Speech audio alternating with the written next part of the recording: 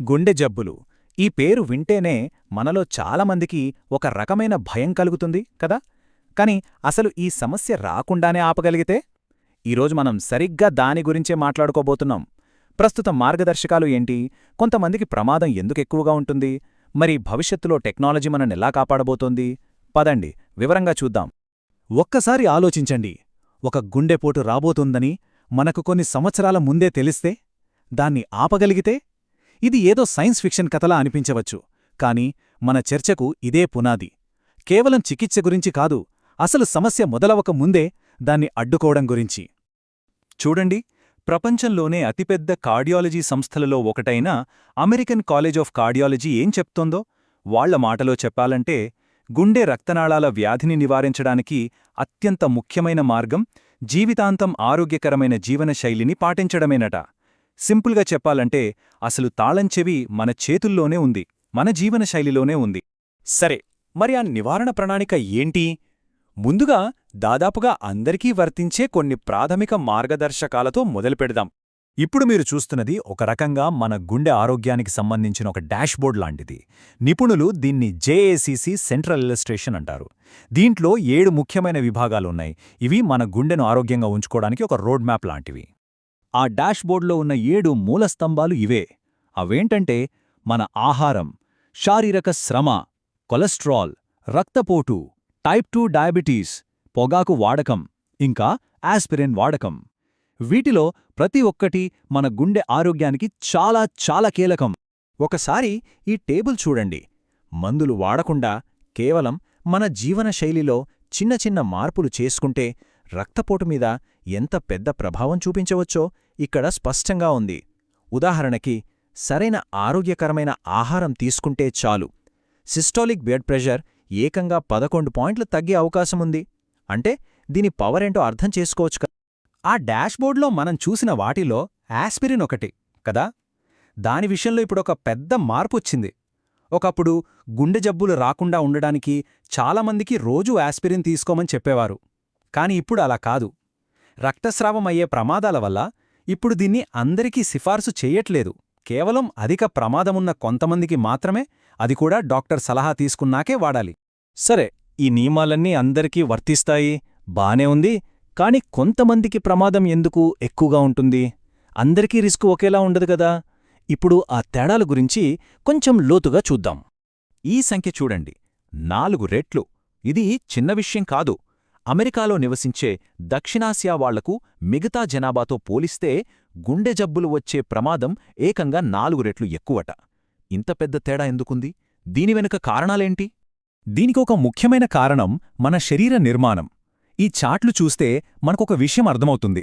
బరువు సరిగ్గా ఉన్నప్పటికీ, అంటే బిఎంఐ నార్మల్గా ఉన్నా సరే, దక్షిణాసియా వాళ్ల శరీరంలో కొవ్వు పేరుకుపోయే విధానం వేరేలా ఉంటుంది.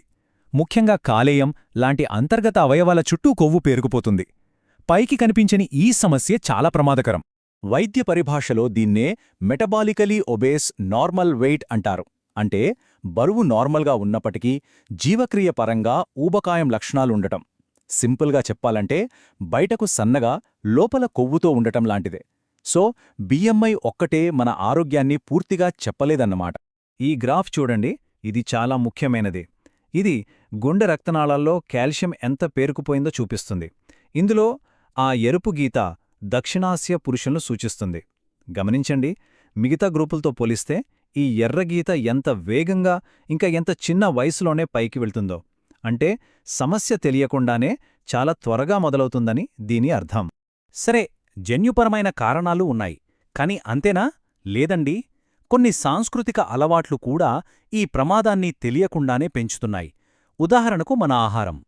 శాకాహారమైనా సరే వేపుళ్ళు, స్వీట్లు ఎక్కువగా తినడం, అలాగే పాన్, గుట్కాలాంటి పొగలేని పొగాకు ఉత్పత్తులు వాడటం, ఇంకా వ్యాయామం చేసే అలవాటు తక్కువగా ఉండటం, ఇవన్నీ కలిసి సమస్యను మరింత జటిలం చేస్తాయి.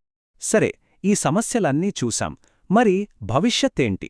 పరిష్కారమెక్కడుంది? ఇక్కడే టెక్నాలజీ, ముఖ్యంగా ఆర్టిఫిషియల్ ఇంటెలిజెన్స్ రంగంలోకి వస్తోంది. ఇది చాలా ఆసక్తికరమైన భాగం. పరిశోధకులు ఇప్పుడు ఏం చేస్తున్నారంటే ఆర్టిఫిషియల్ ఇంటెలిజెన్స్ అంటే ఏఐకి ట్రైనింగ్ ఇస్తున్నారు. దేనికో తెలుసా?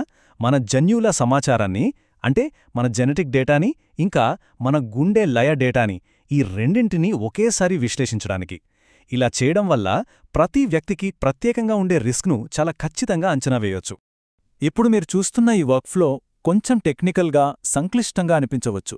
ఏఐ మోడల్ పేషెంట్ సమాచారాన్ని ఎలా తీసుకుంటుంది, ఎలా ప్రాసెస్ చేస్తుంది అనేది ఇక్కడుంది. కానీ కంగారు పడకండి, దీని వెనుకున్న అసలు ఐడియా చాలా సింపుల్. దాన్నిప్పుడు మనం సులభంగా అర్థం చేసుకుందాం. ఈ మొత్తం ప్రాసెస్ని ఒక ఏఐ సూపర్ డిటెక్టివ్ చేస్తున్న పనిలా ఊహించుకోండి. మొదటి స్టెప్ ఆధారాలు సేకరించడం. అంటే మన జెనెటిక్ డేటా, మన ఈసీజీ డేటా, ఇలా అన్ని క్లూజ్ని తీసుకుంటుంది. రెండో స్టెప్ దాగి ఉన్న ప్యాటర్న్స్ని కనుక్కోవడం. ఈ 2 రకాల డేటాని కలిపి విశ్లేషించి మనుషులు గుర్తించలేని సంబంధాలను బయటకు తీస్తుంది. ఇక మూడో స్టెప్ వ్యక్తిగత రిస్క్ని అంచనా వేయడం. చివరికి కేవలం ఆ ఒక్క వ్యక్తికి మాత్రమే వర్తించే ఒక నిర్దిష్టమైన రిస్క్ రిపోర్ట్ని ఇస్తుంది. ఈ కొత్త ఏఐ మోడల్స్ ఎంత పవర్ఫుల్ అంటే ఈ చార్ట్ చూస్తే మీకే అర్థమవుతుంది.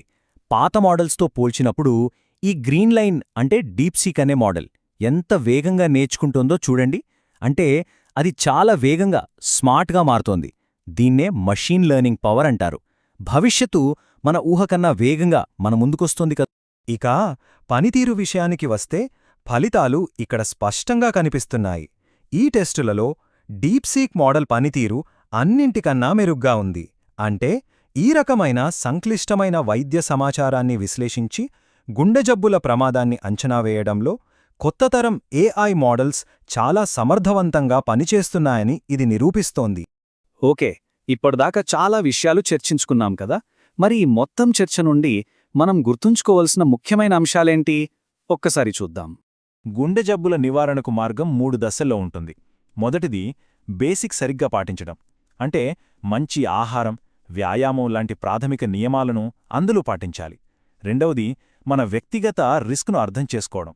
మన జన్యువులు, మన నేపథ్యం మన రిస్క్ను ఎలా ప్రభావితం చేస్తాయో తెలుసుకోవాలి. ఇక మూడోది భవిష్యత్తును అందిపుచ్చుకోవడం.